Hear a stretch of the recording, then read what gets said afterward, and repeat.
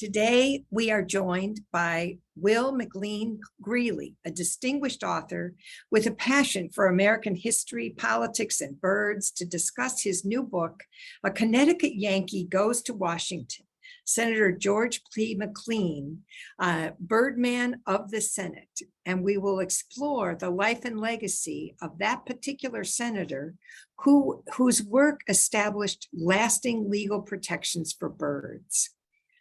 It was Senator McLean who oversaw the passage of the 1918 Migratory Bird Treaty Act, which was a landmark environmental activity. And as is our practice, we engage presenting partners when there are topics of particular interest and particular concern. And so today we are honored to have as a presenting partner the Chautauqua Bird Tree and Garden Club.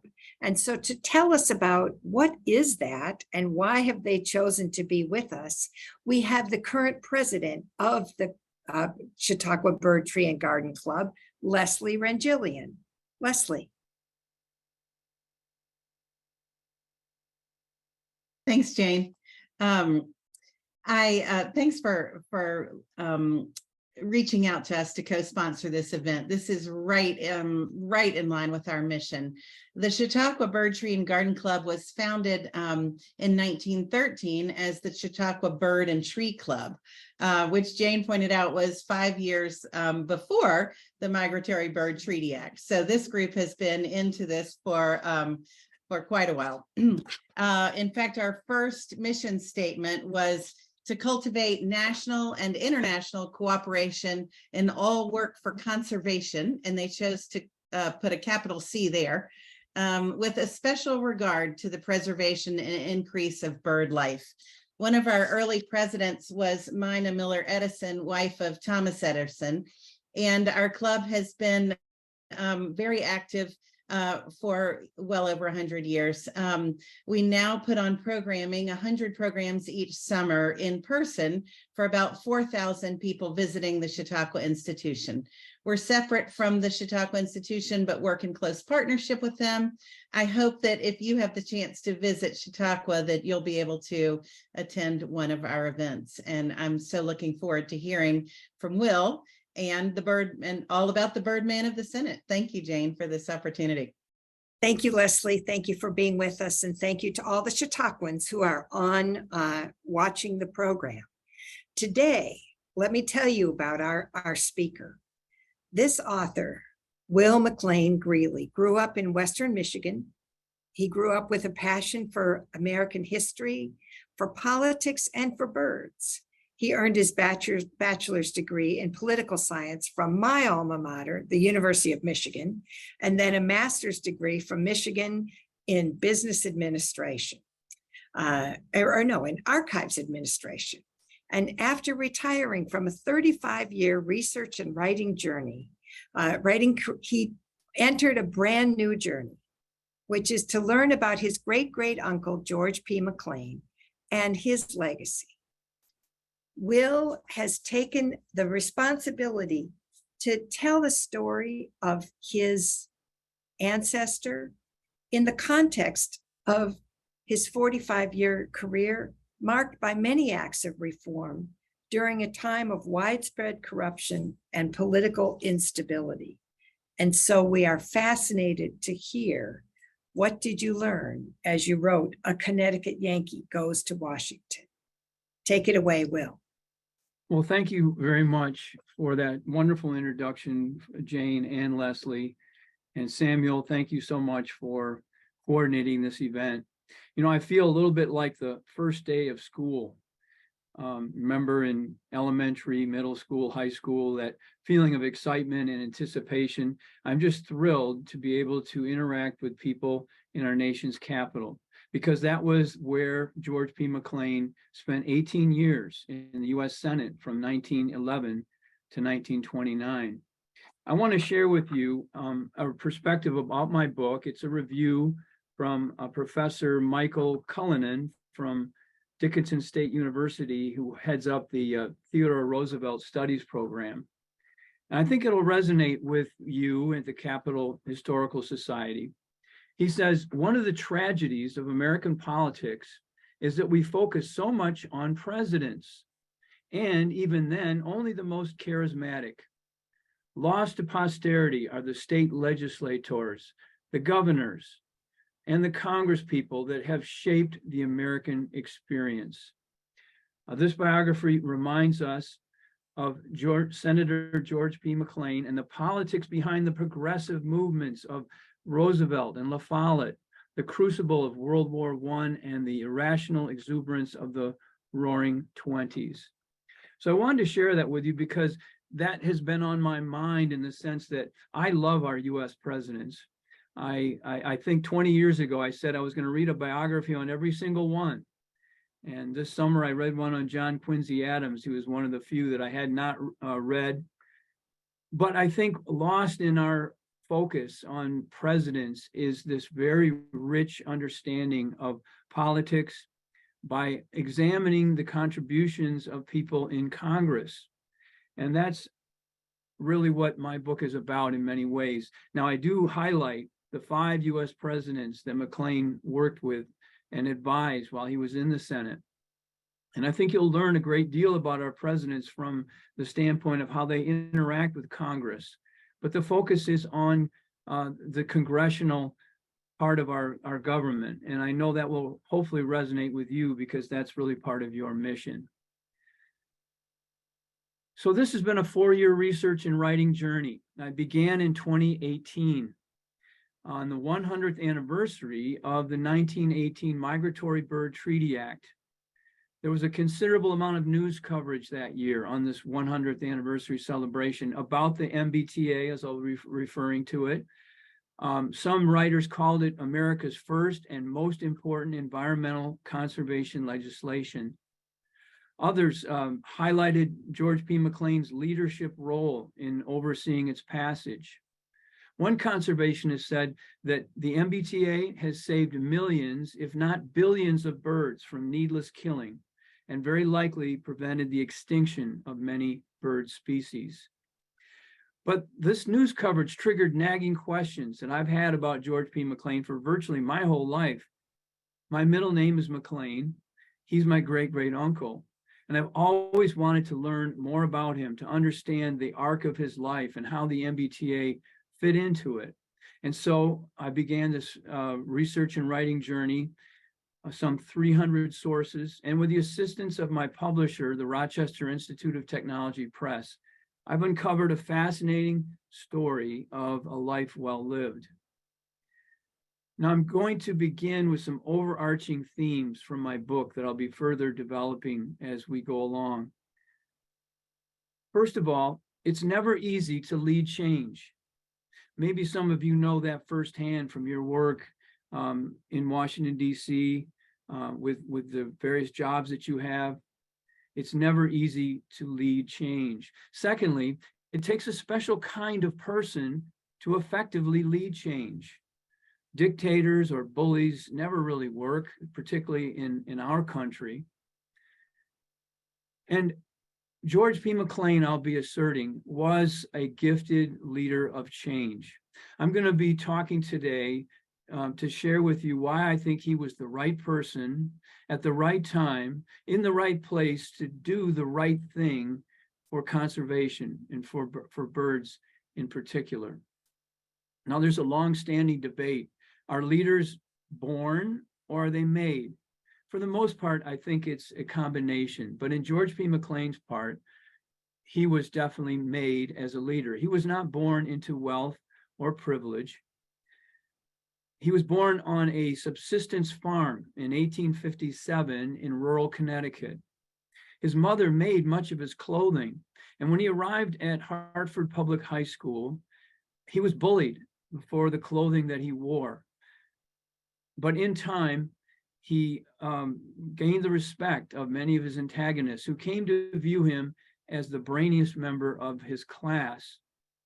And he said when he graduated that he had 2 dreams. First, he wanted to become publisher of the largest newspaper in Connecticut. And secondly, get elected president of the United States. He was a very ambitious man, and he desired to be president. That was the goal that he set for himself. And throughout his life, he was dedicated to that goal.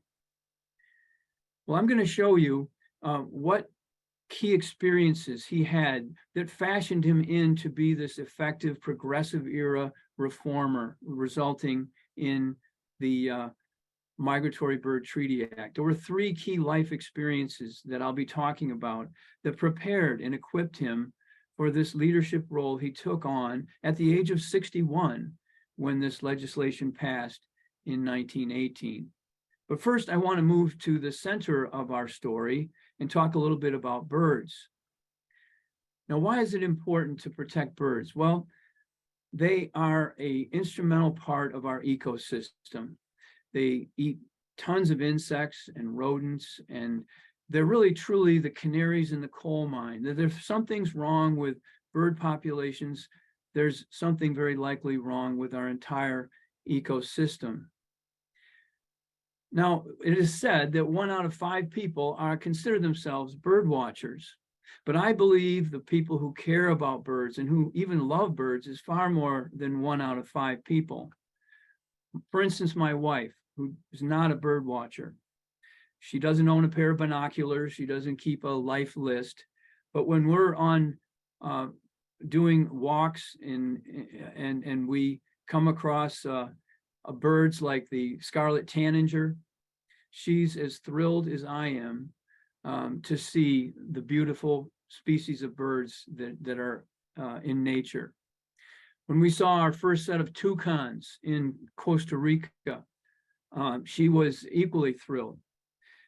What is it about birds that attract us? What is it about birds that are fascinating? Well, their appearance. They're endlessly interesting to look at. The songs. What other creatures in nature have such beautiful sounds and songs? And their migratory habits, their nesting habits. It's endlessly fascinating. And of course, they can do one thing that we've always envied, and that is that they can fly. It's only natural to protect those things that we love, the things that we care about. But I want you to imagine a time when birds were not protected. I've selected the year 1911. That was the year that George P. McLean was elected to the US Senate. And for decades leading up to 1911, birds were excessively hunted. In fact, there were some notable extinctions around that period of time because of this excessive hunting. Well, what was the cause of this overhunting of birds? Well, first, birds have always been hunted as a food source since the beginning of time. But somewhere after the Civil War, it became fashionable to adorn women's hats with feathers. And this was around the time of the Titanic. And in fact, the most costly cargo on the Titanic when it sunk were feathers that were destined for New York City from London for the millinery industry or the hat industry. Some $2 million in today's currency of feathers went to the bottom of the ocean. But after the third factor that led to this excessive hunting was there was a population explosion after the Civil War. In 1860, the population of the US was around 31 million people.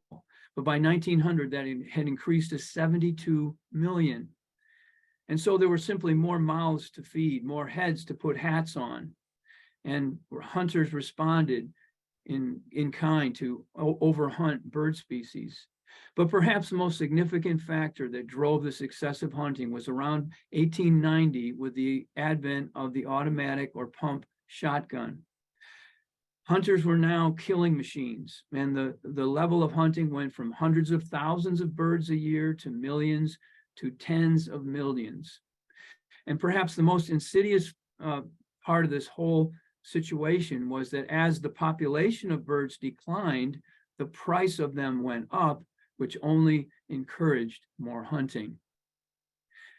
There was no easy solution to stop this alarming rate of hunting of birds and the extinction of birds, because each state was free to set its own hunting laws and enforce them however they wished.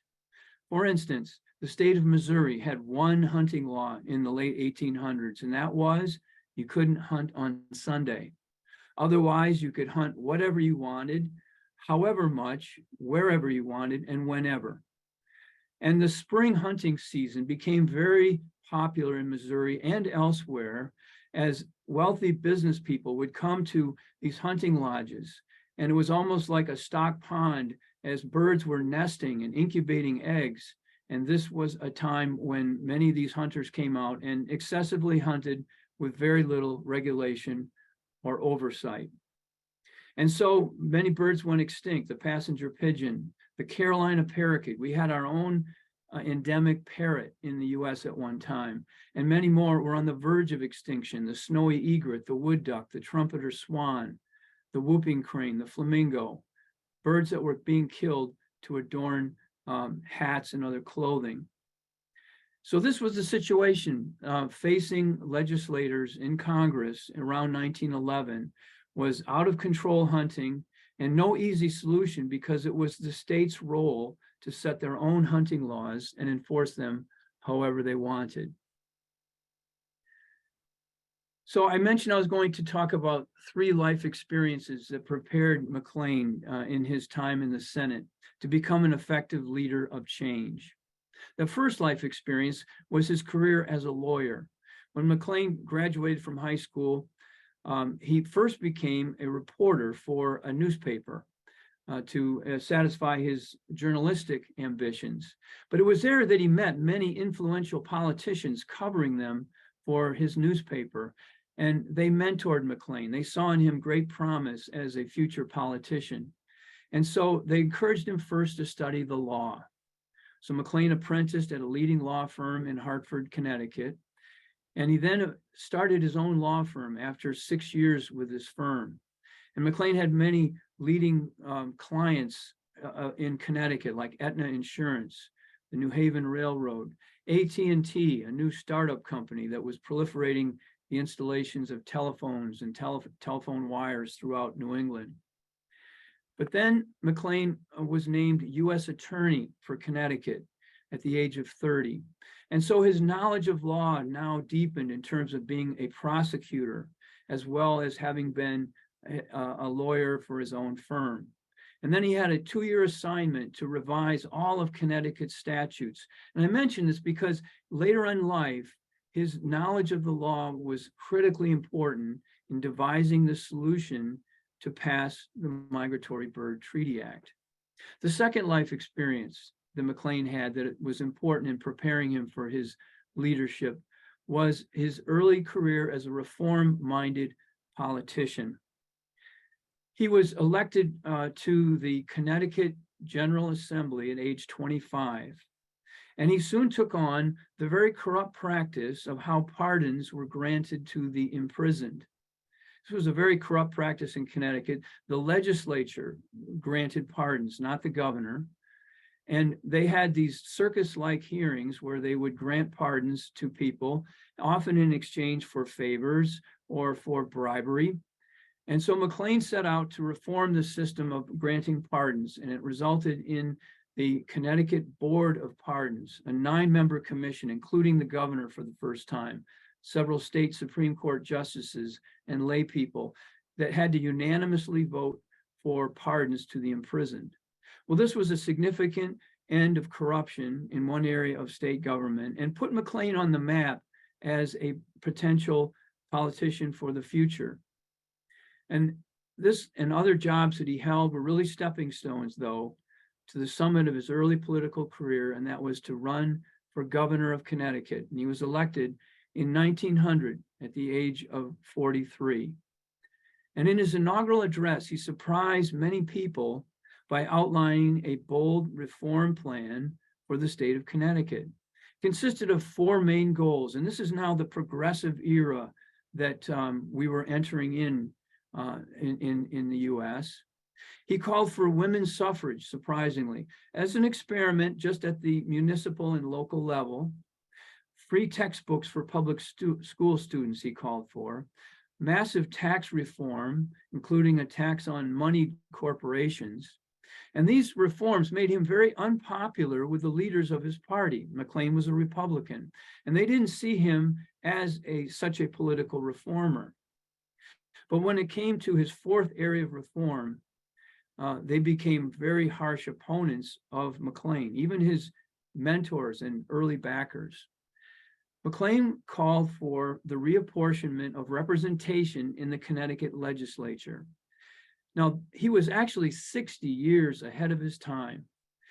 The system of representation for state legislatures was vastly misappropriated for almost every state in the country at this time. In Connecticut, for example, it was called the town system, and every town and city in Connecticut had the same number of representatives in the legislature, regardless of population. So, for instance, a small town like Union, Connecticut, with just 400 people, had 2 representatives. New Haven, with over 100,000 people, also had 2 representatives. And so the many small towns had a disproportionate amount of representation over the large growing cities. This disenfranchised the large cities in Connecticut, and that's the way the political leadership wanted to keep this system. They didn't want the immigrants having power in the legislature or the growing industrial cities. They wanted the towns to control the legislature. And McLean felt this was fundamentally wrong. He wanted to reapportion representation to reflect the growing differences in population in Connecticut's growing cities. Well, this was unacceptable to his mentors, the leaders of his own party. And for the last year of his time in government, he tried many compromise solutions, but they all failed. His reform agenda, in fact, was had failed, and this put him into a very deep depression. He worked very hard. I think he saw his presidential ambitions slipping away, his time to shine on the national stage. His leaders of his own party now had lost faith in him. And so when he left the governor's office, he fell into a very deep depression. And I talk about this in my book. And that is really the third life experience that I think ultimately helped McLean become the leader he became in the US Senate. And that is this time of defeat and exile into the political wilderness. When he left the governor's office in 1902, he was virtually out of the public eye for the next 8 years, recovering his mental health. He said it took him almost 7 years to get that back. And he was in many ways redefining himself and charting a new future. Now, a number of things happened in his personal life during this time in political exile that are important. In 1906, McLean was already a wealthy man, inherited $3 million from his father's sister, his Aunt Sarah. And in today's currency, that's almost $100 million. The following year, he married for the first time. He was 49 years old when he married a longtime companion, Juliet Goodrich, and the two loved to travel together. They enjoyed their growing estate. McLean bought up almost 4,000 acres of land around his boyhood farm. And so now McLean is at a definite crossroads. He's independently wealthy. He's newly married. He has some new hobbies. Perhaps it was time to simply retire. After all, politics had dealt him a bitter blow. But instead, he charted a way back. He ran for the Senate in 1905, but was defeated by the leaders of his own party. But in his trademark perseverance, he ran again and was elected in 1911 to the US Senate. Which brings us now to the real heart of the story, and that is the 7-year struggle that McLean and others undertook to pass the Migratory Bird Treaty Act. They faced opposition from 3 primary sources. First of all, there were the hunters, the recreational hunters, and those who hunted birds for food that were sent to restaurants and other markets to feed this growing population. They wanted to preserve this open hunting, particularly this spring hunting season where it was so easy to hunt ducks and other birds that were used. Then there were the millinery industry or the hat industry that opposed the Migratory Bird Treaty Act. There were over 128,000 people employed in the United States in 1910 in making hats. Many of them were immigrants and entrepreneurs who came to this country and made hats for the fashion industry. So they were responding to market demand. But the level of hunting was so excessive that the population of birds were under threat. And it wasn't just women's hats. McLean decried on the Senate floor a man's coat that cost $10,000 that was fashioned from hummingbird skins. It was legal to do so. And this is an example of how out of control the hunting was for the fashion industry. But perhaps the most formidable opposition to the MBTA came from the states' rights advocates. They argued very compellingly that the federal government lacked the constitutional authority to intervene in areas that were reserved for the state governments.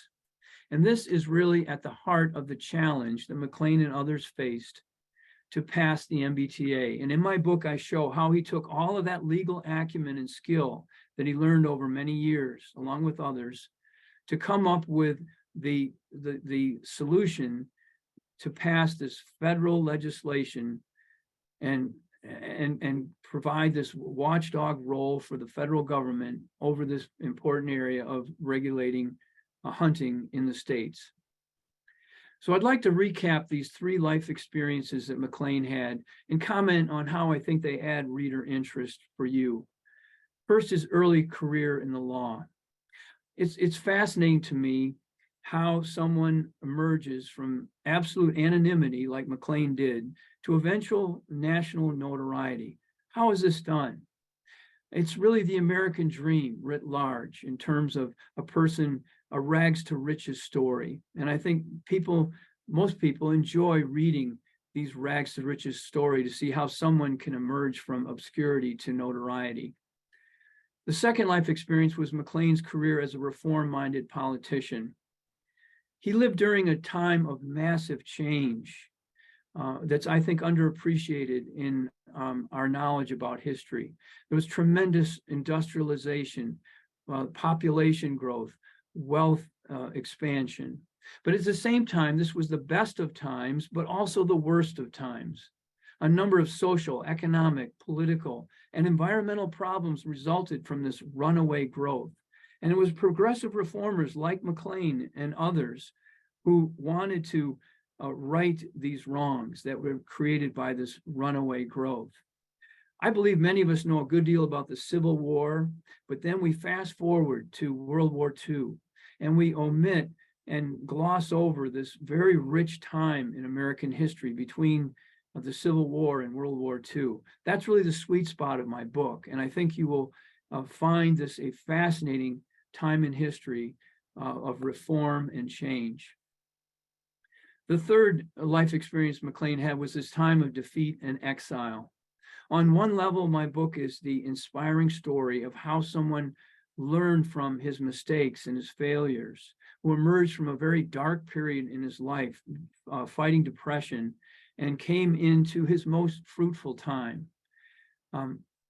It's an inspiring story, and it's a comeback story. Who doesn't like a comeback story? Well, as I bring my remarks to a close, I want to touch on McLean's legacy. I've already mentioned that the Migratory Bird Treaty Act has saved millions, if not billions, of birds from needless killing and stopped this trend of bird extinctions. Well, that is in and of itself a significant legacy. But in addition to that, the MBTA was foundational law. It was really precedent-setting legislation that paved the way for an expanding role of the federal government in overseeing the environment. So later legislation like the Endangered Species Act, the Animal Welfare Act, even the Environmental Protection Act itself are in many ways byproducts of the MBTA, since it helped resolve that constitutional debate about could the federal government intervene in areas relating to state environmental and hunting laws. Another dimension to McLean's legacy is the global nature of this achievement. The key word in this legislation is treaty. What McLean and others did is they fashioned this legislation in the form of treaties between and among nations that provide for the preservation and protection of birds worldwide. After all, birds migrate, and laws that would pertain only to the US would be ineffective in dealing with protecting birds. And this is at the heart of the MBTA, these treaties. And it was what really helped overcome the states' rights objections to the idea of the federal government intervening in these areas. So I have a closing question for you. And this is a question that was once asked about another famous George.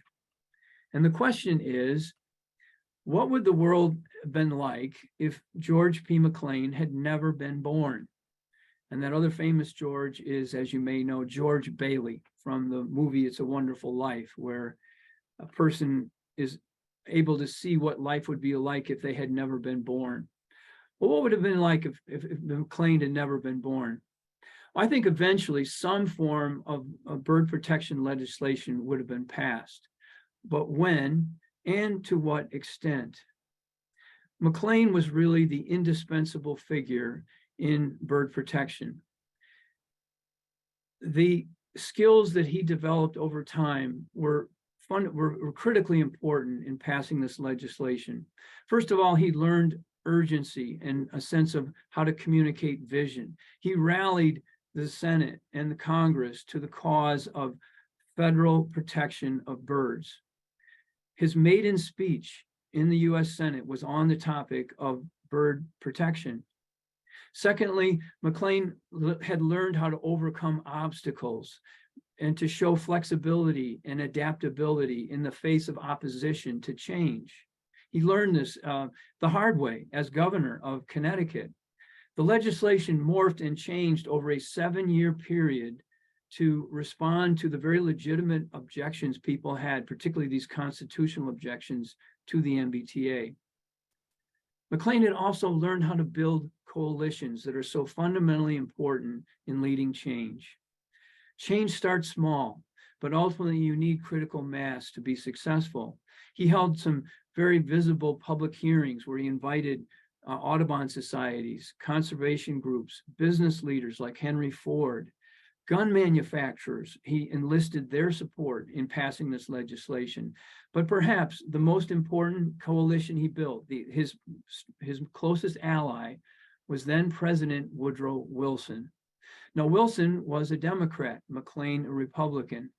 They disagreed on most issues, but the two managed to come together to get this legislation passed in July of 1918. Now, that was America's peak participation in World War I, and opponents of the MBTA had argued for one last-ditch effort to table this legislation once again because the world was at war. But McLean and Wilson came together to ensure that this legislation passed in 1918 despite the war, a global flu pandemic, and tremendous social and political unrest at home because of this unpopular war.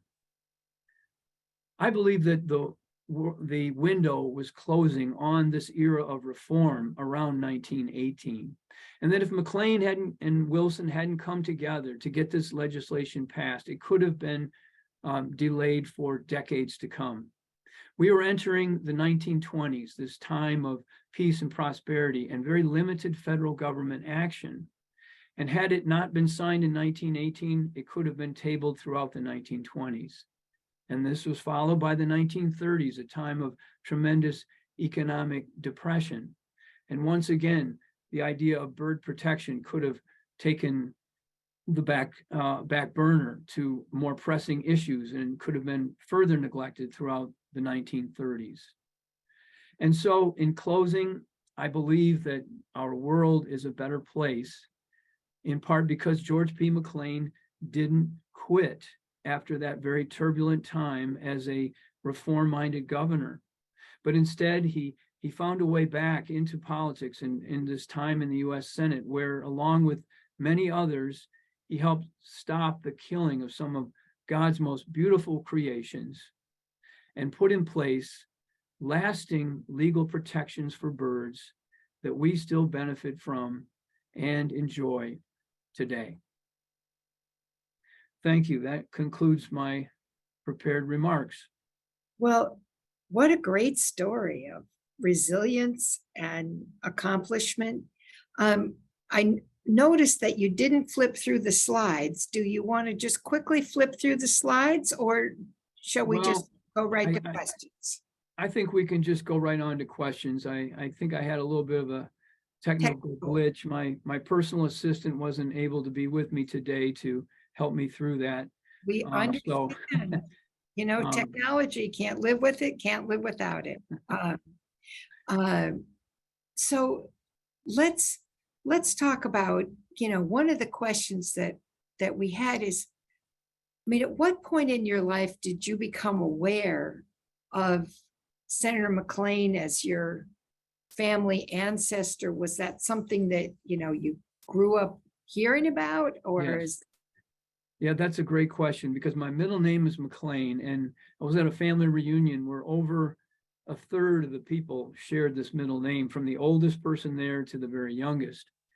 And over time, I think his knowledge of him personally was just lost to history. You know, he died in 1932. That was part of it. But here's something else. McLean was a Republican, and my father, born in 1923, loved Franklin Delano Roosevelt. And there's much to love about FDR. But part of his love that he showed toward FDR was having a special contempt for any Republican predecessor and perhaps any Republican after FDR. And I think that's a lesson for many of us today. I know when I read about your group that you're a nonpartisan group, and I just love that word, nonpartisan. The black and white thinking that I think went on within some people in my family, that because they disagreed with McLean on, for instance, his stance on the League of Nations, that he was all bad. And none of us are all bad. That's called black and white thinking. And I think what happened was that because of McLean's stance on a couple of key issues, they just lost interest in him and wanted to turn away from this legacy within my family. And so I've tried to rediscover him and to portray him in a balanced way, in a humanizing way, not condemning some certain stands that I too don't agree with, but trying to see the balance of his life, and especially his tremendous contribution to conservation and protecting birds. Well, and one of the things that someone asked, I wonder if they've already read your book, or they just are complete expert on these bird protection activities, but wondered if you could talk about the early initiative, the Weeks-McLean Act, and then the time between that and the Migratory Bird Treaty. What was going on in terms of politics and activism, and how did people begin to learn that there were some shortcomings in the initial act, and then the success of the migratory bird? Like what happened in the, you know, in the between times? Yes, that's an excellent question, because as I said, this legislation morphed and changed over a 7-year period. And there was this Weeks-McLean law that was passed, I believe, in 1913, and it pertained only to the US states. But more importantly, opponents and even McLean himself knew that this was not going to withstand a constitutional challenge, that the US Supreme Court would very likely strike it down on the basis that the federal government lacked the constitutional authority to regulate hunting in the states. So this went on for several years, and McLean and others knew that it would be struck down by the US Supreme Court. There was actually a couple of cases that were pending. And so the idea became, put this legislation in the format of a series of treaties which would withstand US Supreme Court strike down because of the supremacy clause of the US Constitution. So in other words, treaties cannot be struck down by the US Supreme Court. And so this was really the secret sauce, the genius, I think, behind the Migratory Bird Treaty Act is that they were able to put it in the context of these global treaties that were ratified by the Senate, of course. And that was but more importantly, it took care of the problem of the global nature of bird protection, because these treaties were signed with Great Britain, Canada, and now, of course, they're treaties that are signed all over the world. So that's a very important part of the story. And I document, how this process happened and how it morphed from the Weeks-McLean Law to the eventual Migratory Bird Treaty Act of 1918. And I mean, we have a couple questions. Would you like to weigh in about the controversy about windmills and the relationship with birds on that? Well, I think there's something important there in the sense that this treaty has been around for over 100 years, and every U.S. president has supported it and strengthened it, with the exception of the Trump administration. And they tried to significantly weaken the MBTA so that it would only pertain to the so-called intentional take of birds, as opposed to unintentional. And this would have seriously weakened the MBTA, because that would mean that only if I were intentionally trying to kill a bird could you enforce the MBTA. But of course, there's so much unintentional harm to birds. For instance, the biggest fine ever put out by the MBTA was against the Exxon Valdez oil spill. It was some $300 million fine through the MBTA to Exxon. That was unintentional, but it still caused great damage. And so fortunately, the current administration has restored this interpretation of unintentional take as well as intentional take. And so the MBTA has been restored, it's been strengthened again, but it's not, we still have to be vigilant. We still have to maintain this struggle to protect birds as technology changes, as culture changes. And that's a great example. The windmills would be an example of unintentional take that is under the purview of the MBTA. And one of the other questions that folks have is, you talked about many of the biographies are written about presidents, and you feel that there are untold stories about members of Congress and senators. And so someone's asking for a recommendation. Do you have a favorite biography of a senator or a member of Congress that you think people should read? Well, I do. And this for me was a eye-opening experience, where the scales came off my eyes. Robert Caro and the biography of Lyndon Johnson.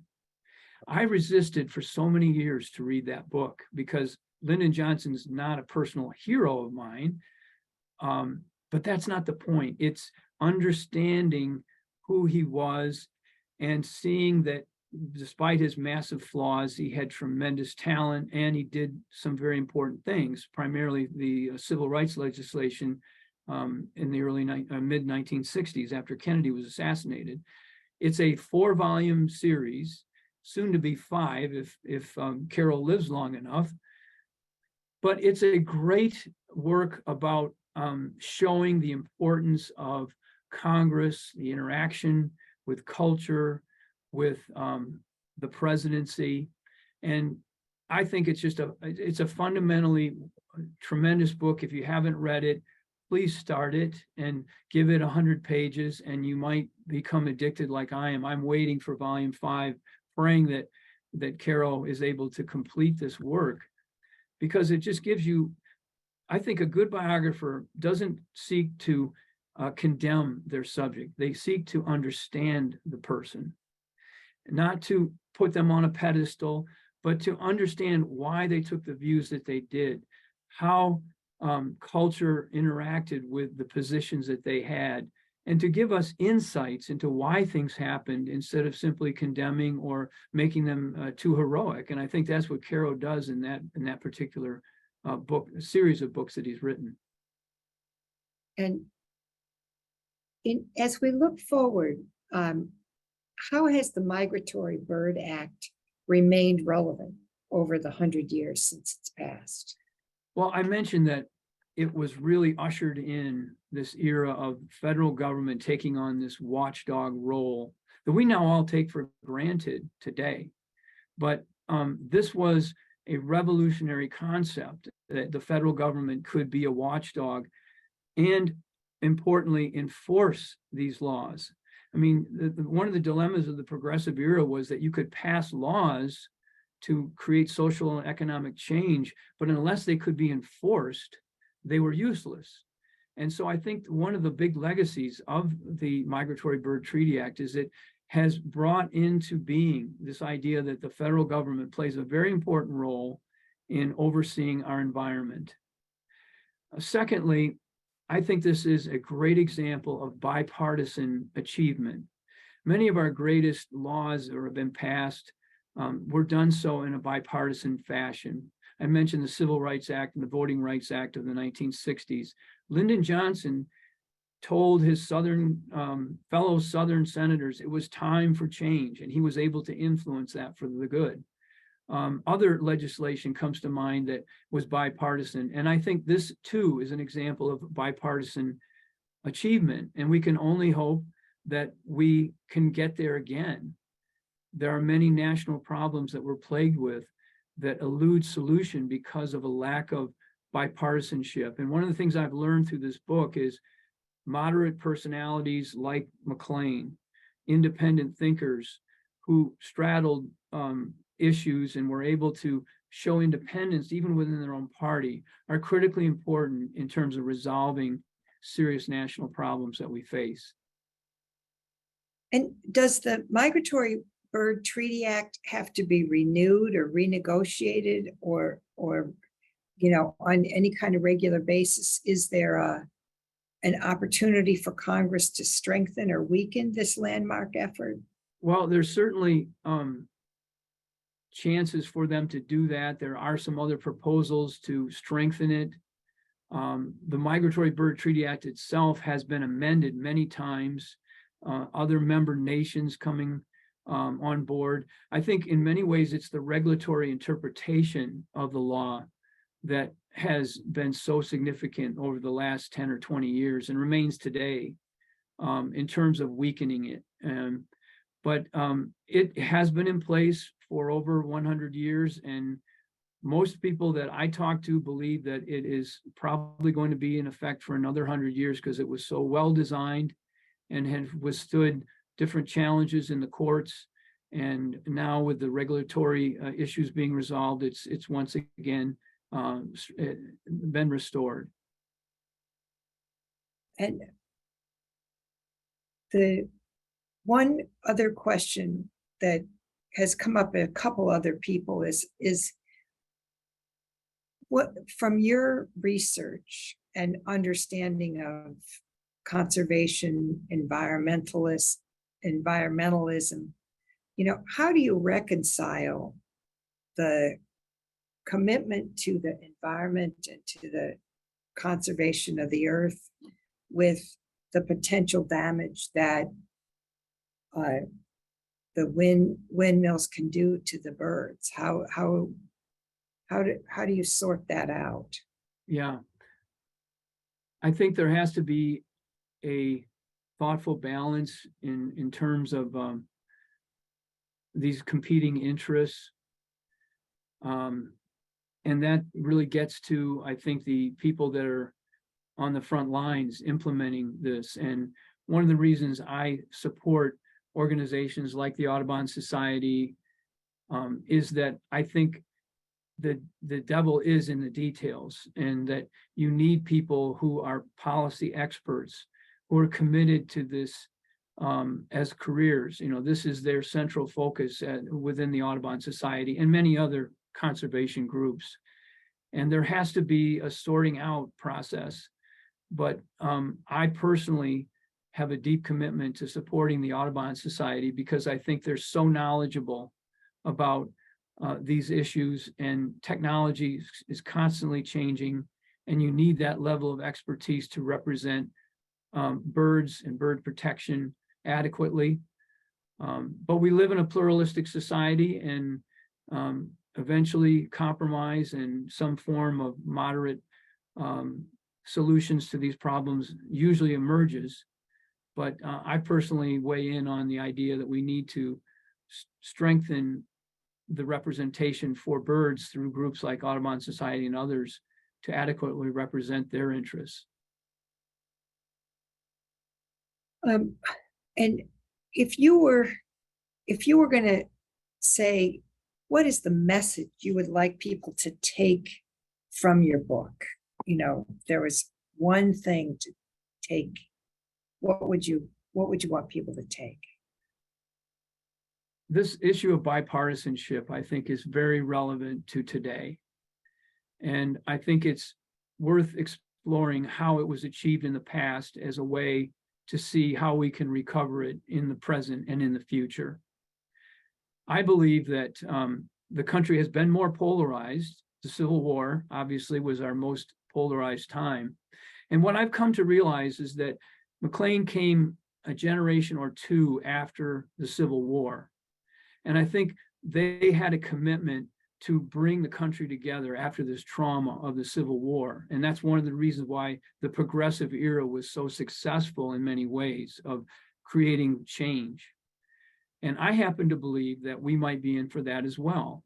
I have two sons that are in their 20s, and they cannot relate to the excessive partisanship and the extremism that exists in our country today.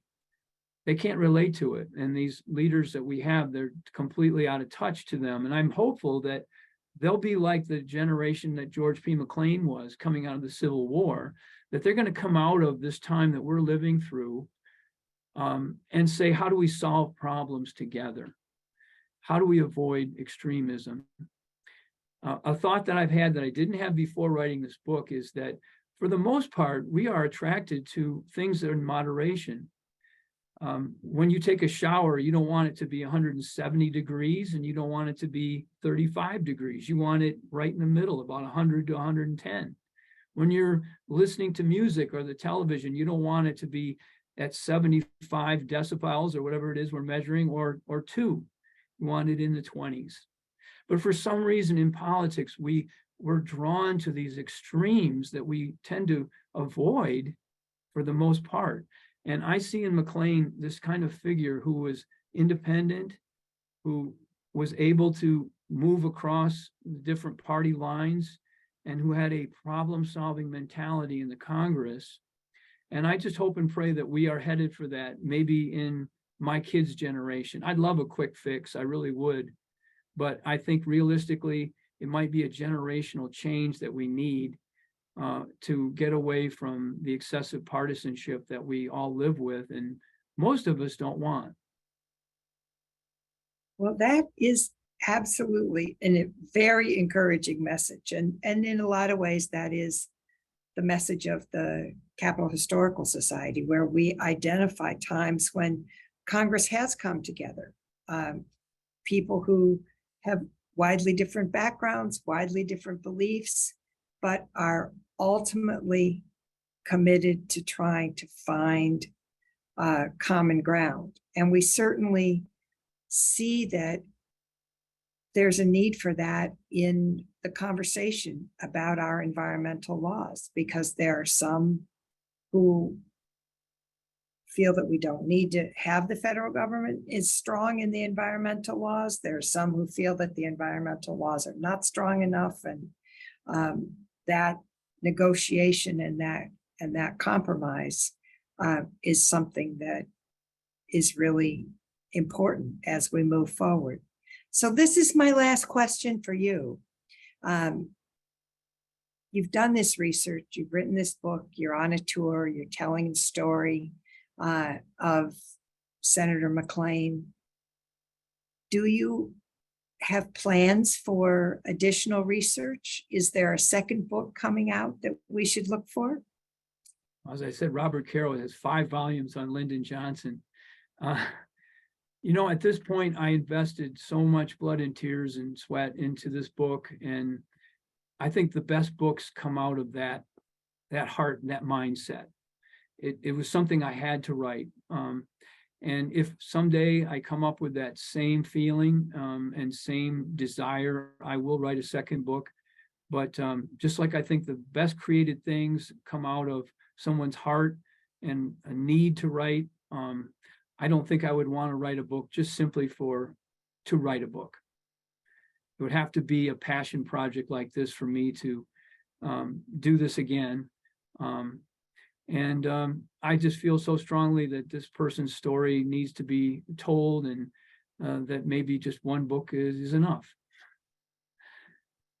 Well, it is a story to be told, and it is a story about trying to reach beyond the passion of the moment and find the places where there can be agreement that will actually protect the birds in this case, but not just the birds, but the whole political environment, because the broader context in which he talked is that it's altogether too easy for us to say everybody on the other side is evil, and for them to say everybody on one side is, and what we have to do is find a moment for agreement and common ground. So we thank you so much, Will, for being with us, for sharing your thoughts and your stories. This webinar is being recorded. It will be on our website, available on our YouTube channel. So if anyone listened to this and said, boy, I wish I could have shared this with so-and-so, you can through our website. And we always do this. We sort of at the end of every talk remind people that the United States Capitol Historical Society, while chartered by Congress, is funded by the gifts of people who believe in telling the story of the Capitol and the Congress in a manner that inspires informed patriotism. So we're so grateful for our members and our donors who support it. And one of the ways that you can support it is by participating in these webinars and sharing them with other people. We have some things coming up that we would like to share with you. Sam, can you put that screen up? Coming up soon, next week, we have a hybrid event, both in person and online. The author of When Washington Burned, about the British invasion of the Capitol and the nation's rise from the ashes, Robert Watson, will be with us here at Ketchum Hall at the VFW, but also on Zoom. So if you are in Washington, you can come see us in person. And if you're out, you can watch us on Zoom. And we return to Zoom on Thursday, September 7th, for the author of a book, The Year That Broke Politics: Collusion and Chaos in the Presidential Election of 1968. As always, you can use your smartphone to scan this QR code. But if you don't happen to have that already, you can just come on our website. And everyone who is registered for this event will get a notice encouraging you to sign up for the additional events, sharing the video so that you can share it, and also information about how you can purchase Will's book, and so that you can read it in full. Thank you very much. Thank you for being with us. Thank you to the Chautauqua Bird Tree and Garden Group. Leslie, we're glad to have you with us, and all the Chautauquans who are involved. Have a good day. Be well. All right. Great. Thank you. Take care. Bye. Bye.